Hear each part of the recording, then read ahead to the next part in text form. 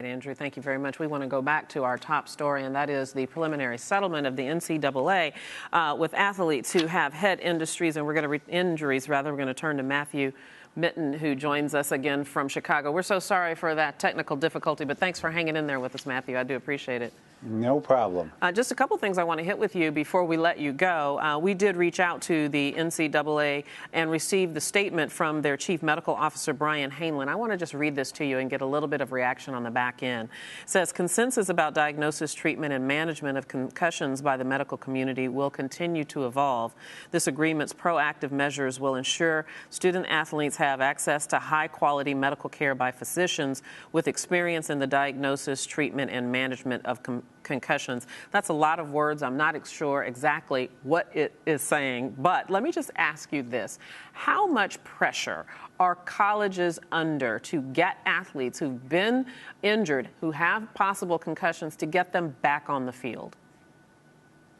Well, the better the athlete, certainly there is that pressure there. You know, that is certainly a problem. And that's why I think a bright line rule which says if an athlete suffers a concussion, they're done for the day, and they cannot return to play until they've been medically cleared by a qualified physician. I think that's extremely important.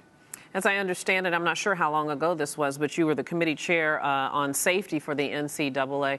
Can you just tell me the nature of the discussions about concussions, what you do with an athlete when they get a suspected concussion, and whether or not that was on the forefront of the agenda? Well, I was a member of the committee from 1999 to 2005 and then chair the last couple years. And one of the things the committee did was monitor injuries in all of the sports that the NCAA sponsors. And there's, of course, concussions across the board, and we would work with the rules committees to try to make the sport safer.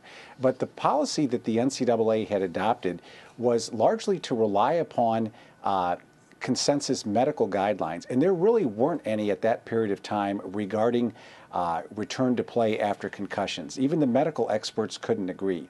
So the NCAA's position was that it should be left up to the team doctor or the athletic trainer if there wasn't a doctor present. There was a good bit of discretion, and that was part of the problem. I mean, there really wasn't any consensus as to what constituted a concussion that was serious enough to pull an athlete out of play, and what should be the steps that should be undertaken to ensure that it was safe for them to return to play. Yeah, there's certainly studies now, a lot more new information, and let's hope that that old adage that my grandmother used to say, when you know better, you do better, applies in this case. Matthew Mitten, thank you so much.